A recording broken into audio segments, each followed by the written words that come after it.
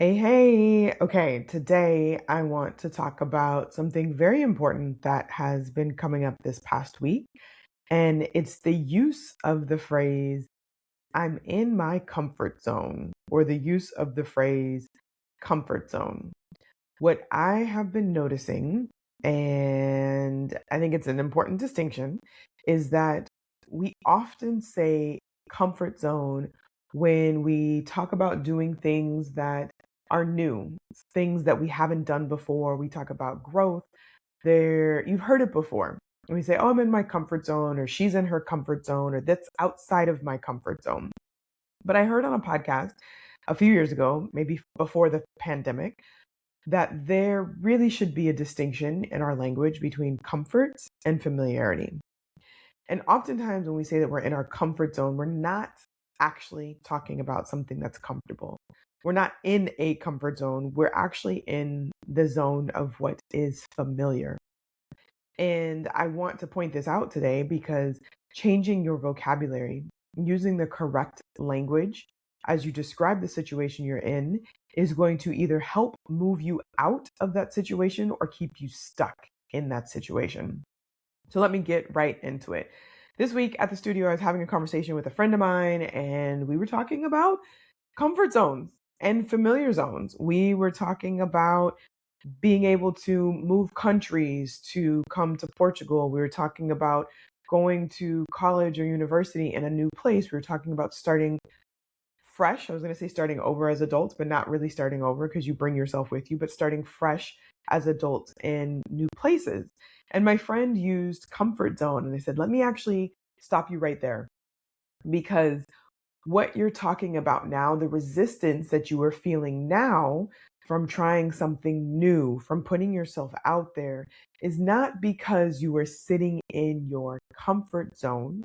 The resistance that you are experiencing now is because what you are working on next is outside of what is familiar to you.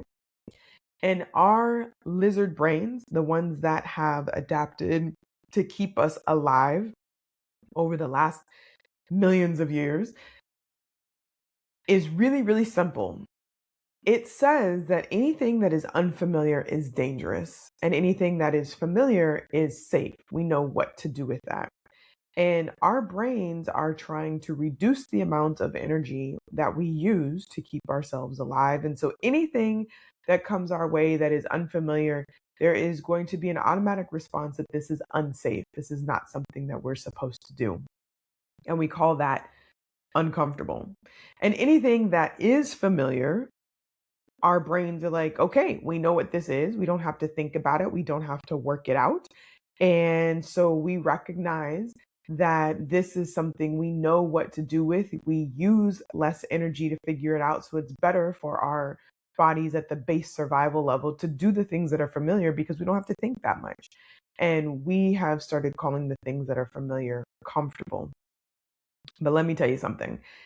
You don't get out of a comfortable chair. Why would you? You don't want to get out of a comfortable bed. Why would you? You don't take off comfortable clothes. Why would you? You stay in things that are comfortable, but you don't complain about things that are comfortable because they actually feel good around you. They feel good on your body. They feel good in your spirit and your emotions, all that stuff. But when you are exploring and you're saying, I think I want a new job, but it's out of my comfort zone, I want you to stop and think about whether your current situation is actually comfortable or is it just familiar. And chances are your current situation is not comfortable, but it is in fact familiar. And it is hard to leave. It is hard to think about making a change, not because you're comfortable, but because it's already familiar. You already know what this is, you already know what to expect. And that gives you some sort of comfort or reliability. Not comfort, it gives you some sort of reliability. I guess it seems comfortable in your brain because you know what to expect. It's not a new variable that you have to figure out. But I am going to suggest to you that if you are asking a question about a new job if you are asking questions about moving to a new country, if you are thinking about changing the dynamics of a relationship or breaking it off altogether, it is not because you're comfortable. It is actually because you are uncomfortable. And when you recognize that you are already uncomfortable, thinking about making a change should not be nearly as scary because you're not making a change to something that is also uncomfortable. What you're actually doing is thinking about making a change to something that is unfamiliar. But here's the thing, you have done unfamiliar things repeatedly in your life. You have done them over and over and over again. The very first time you went to school, it was unfamiliar until it became familiar. The last time you sat in a car, a new car for you, it was unfamiliar, but it became familiar. The last time you met a new friend, at first they were unfamiliar, but then they became familiar.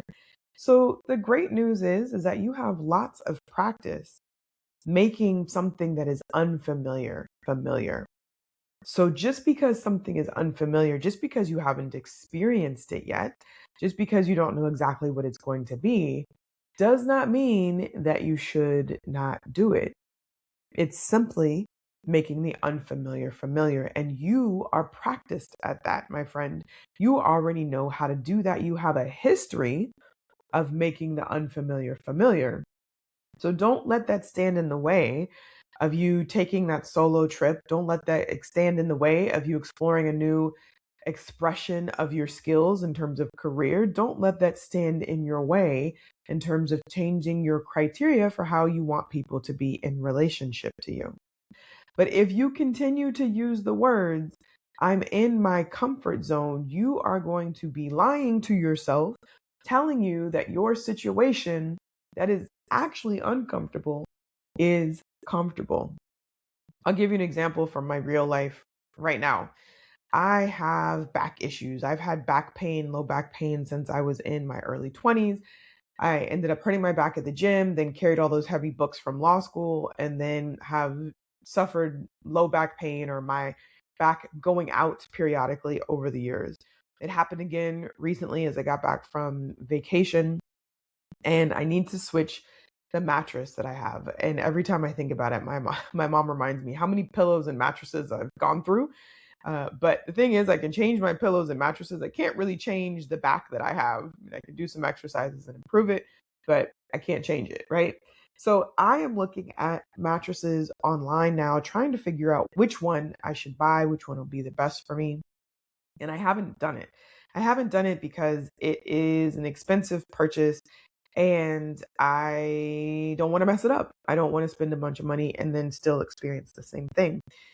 And I'm kind of looking at myself with this bird's eye view, and I am wondering why I'm not taking action more quickly. And then I realized, oh, I am asking myself to change a mattress that is familiar for one that is unfamiliar in hopes that it'll be better than the one that is familiar. And I could be telling myself, oh, I'm changing the mattress. I'm comfortable where I am. And if I get a new mattress, I might not be comfortable. But it's not true. I'm not actually comfortable on the mattress that I'm sleeping on right now. It's just familiar. So I know to expect some discomfort in the morning. I know that I'm going to have to do some stretches for my back. I know that periodically my back is going to go out, but I am familiar with that routine and how to treat myself when that happens. It's familiar. So there isn't this urgency to make a change when I think about, this is familiar. But when I realize that I am uncomfortable, then I want to make more of a change because who wants to go to bed at night and be uncomfortable in the morning? And when I think, oh, this new mattress might also be uncomfortable, eh, I'm already uncomfortable. So, how much more uncomfortable could I be? Is it better to sit here not doing anything in this discomfort that I know? Or is it going to be worth it to take a chance with something that's unfamiliar and give myself the possibility to be more comfortable one day?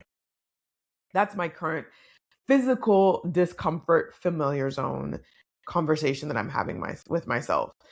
Now, let's talk about a big life shift. When I decided to leave the US and to quit my tenured community college teaching position, I was asking myself, what am I going to do? What am I going to do? How am I going to make money? How am I going to live? What do I actually want my work to be? Because I don't want to be in the current structure that I'm in. And the current structure that I was in was really familiar. I got paid once a month. I knew how to contribute to my retirement. I could see what the future looked like. It gave me a sense of security because it was routine. And again, it was familiar. There were no surprises. And people would ask me, what are you going to do? How are you going to do it? I was asking myself too. And people would tell me, oh, you're so brave to leave all of this behind. But I didn't think about it as bravery or courage at all. That wasn't on my mind. That wasn't in my thought process. What I realized was that what people were calling my comfort zone of teaching and knowing what the routine was actually what was familiar, but I wasn't comfortable anymore. I wasn't feeling excited about the growth anymore. I was feeling restricted. I didn't want to answer emails. I didn't want to drive to Sacramento. I didn't want to write reports. I didn't want to be communicating with the American Bar Association anymore. I was uncomfortable. Did I know what was going to come? I had no clue what was going to come. I had an idea of what I wanted to do, but I didn't have any certainty of what was going to come.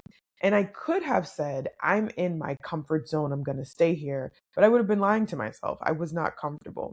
But what I recognized would actually help me leave the job and to explore a new life, which is totally worth it, by the way, for me, was to recognize that this life I was living was familiar and the life that I would be entering into was not familiar because I hadn't experienced it yet, but I knew that I could make it familiar because I've made unfamiliar things familiar many times over. When I first started teaching, that was an unfamiliar responsibility, and then it became familiar. What I did understand, though, what really helped me leave was to understand that if I stayed, I was going to get more of what I already knew. I was going to get more stress from emails, more responsibility, more reports, more discomfort because I was not living in alignment with what I wanted to do at that point in time. And that was going to continue to be uncomfortable. I was certain that if I stayed, it was going to continue to be uncomfortable. And I decided to make a change because I didn't want to continue that discomfort just because it was familiar. I decided to bet on myself and explore something that was unfamiliar so that I could make myself more comfortable. I hope that makes sense. I hope you're tracking what I'm saying.